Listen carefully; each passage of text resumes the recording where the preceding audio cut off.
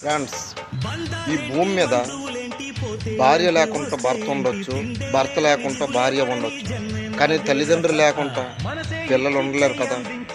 మనము ఎన్ని గొడవలు పడుతున్నాయి, ఎన్ని ఏమనుకుంటున్నా సరే ఎప్పుడు కూడా పిల్లల దృష్టిలో మనము చెడ్డ తల్లిదండ్రులుగా ఉండకూడదు.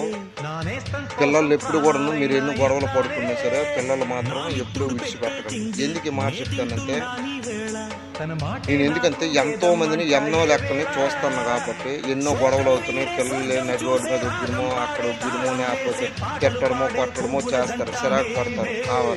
భర్త భార్యలు ఆడుకున్న గొడవలు కూడా పిల్లల మీద చూపెట్టేస్తారు. అది కరెక్ట్ కాదు. మీరు అర్థం చేసుకుని భార్యాభర్తలు ఇద్దరు మీ పిల్లల్ని చక్కరంగా చూసుకోండి.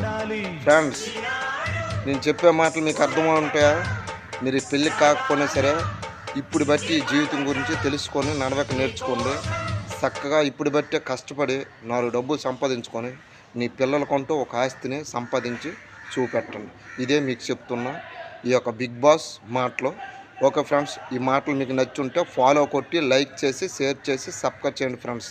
ప్లీజ్ ఫ్రెండ్స్, రిక్వెస్ట్గా అడుగుతాను, ఒక ముగ్గురికైనా షేర్ చేయండి ఫ్రెండ్స్.